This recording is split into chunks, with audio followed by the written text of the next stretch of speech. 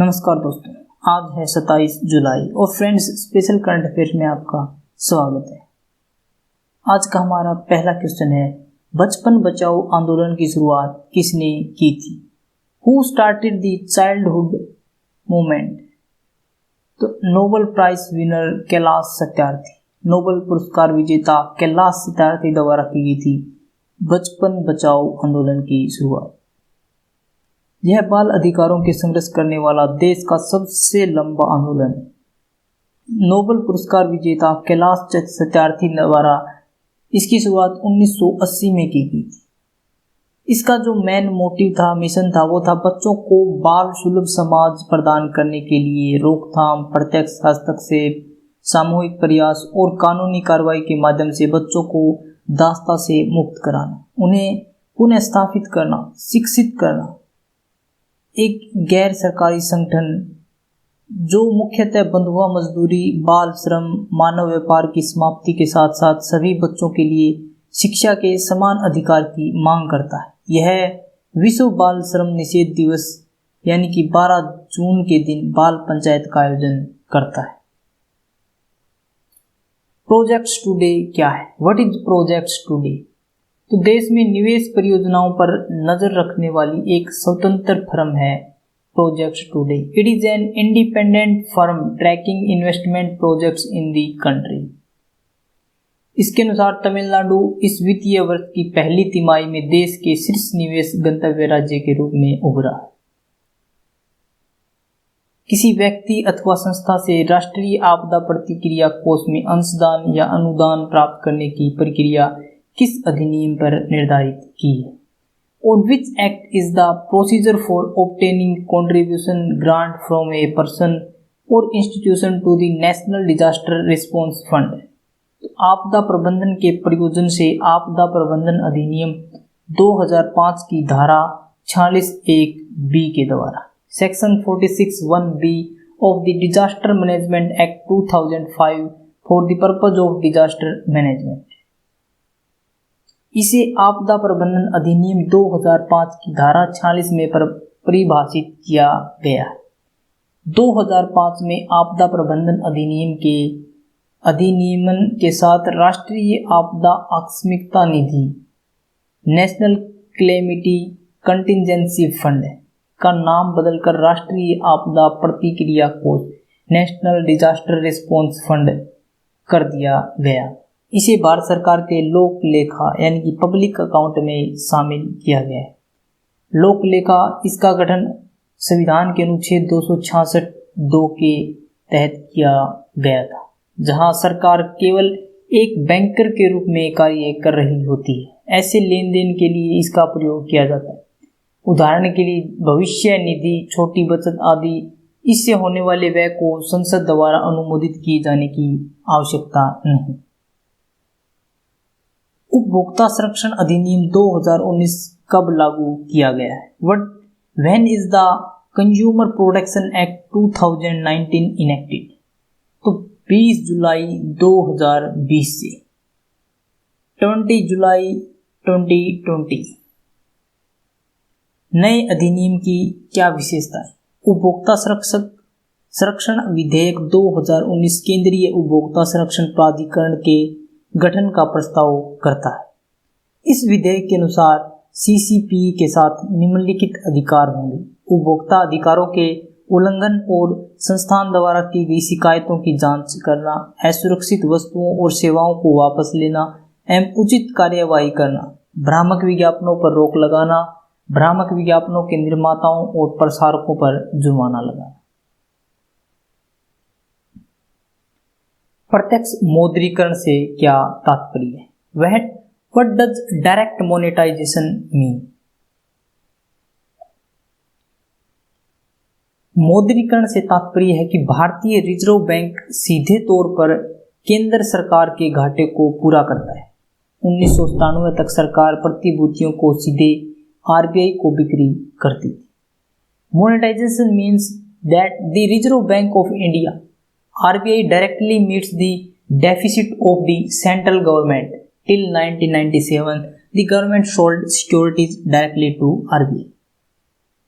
यह सरकार के बजट घाटे को पूरा करने के लिए तकनीकी रूप से समतुल्य मुद्रा को छापने की अनुमति देता है।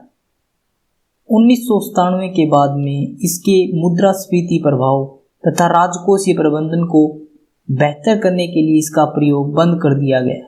यह आरबीआई द्वारा अपनाई जाने वाली अप्रत्यक्ष मौद्रीकरण से उपायों जैसे कि खुला बाजार परिचालन, ओपन मार्केट ऑपरेशन या द्वितीयक बाजार के संबंध में अपनाई जाने वाली बॉन्ड खरीद प्रक्रियाओं से भिन्न है। 1997 में सरकार की प्राप्तियों और भुगतान में अस्थायी अंतर को पूरा करने के लिए अर्थोपाय अग्रिम वेज एंड मीन्स एडवांसेज उपायों को प्रारंभ किया गया। फ्रेंड्स, अगर आपको बैंकिंग के लिए SBI clerk, IBPS PO, IBPS clerk या किसी भी बैंक के लिए अगर करंट अफेयर प्रिपेयर करनी है तो आप यहां से कर सकते हैं। अर्थोपाय अग्रिम क्या है? What is WMA? भारतीय रिजर्व बैंक केंद्र और राज्य सरकारों को सरकार के बैंकर के रूप में अस्थायी ऋण सुविधाएं देता है। इस अस्थायी ऋण सुविधा को अर्थोपाय अग्रिम कहा जाता है। अर्थोपाय अग्रिम की व्यवस्था सरकार की प्राप्तियों और भुगतान में अस्थायी अंतर को पूरा करने के लिए 1 अप्रैल 1997 में की गई थी। The Reserve Bank of India provides temporary loan facility to the central and state governments as a banker to the government. This temporary loan facility is called WM or Arthopay Agreement. The WMA was arranged in April 1, 1997 to fill a temporary gap in government receipts and payments. प्रथम अर्थोपाय अग्रिम उपाय budget के घाटे के वित्तीयन के स्रोत नहीं है। यह केवल सरकार की प्राप्तियों और भुगतान में दिन प्रतिदिन के बेमेल यानी कि मिसमैच को कवर करने के लिए एक तंत्र है। द्वितीय WMA पर राशि तथा समय की सीमा तय होती है। तृतीय WMA को बाजार से संबंधित ब्याज दर पर लिया जाता है। मुख्यमंत्री घर घर राशन योजना कहाँ चलाई गई? वेयर हैज द मुख्यमंत्री घर घर राशन स्कीम रन? दिल्ली के अंदर अब जो राशन दुकानों पर बंटता था, अब उसको हर घर में दिल्ली सरकार की जिम्मेवारी है कि वो अब हर घर में उस राशन को पहुंचाएगी। मुख्यमंत्री अरविंद केजरीवाल ने दिल्ली में डोर स्टेप राशन डिलीवरी योजना को मंजूरी दे दी है। इस योजना का नाम मुख्यमंत्री घर घर राशन योजना होगा। इस योजना के तहत अब लोगों को राशन की दुकान पर नहीं जाना पड़ेगा। सरकार के द्वारा लोगों के दरवाजे पर सम्मान पूर्वक राशन पहुंचाने की व्यवस्था की जाएगी। जोरम मेगा फूड पार्क का उद्घाटन कहाँ किया गया है? Where is a Zoram mega food park inaugurated? तो मिजोरम के अंदर जोरम मेगा फूड पार्क का उद्घाटन किया गया है।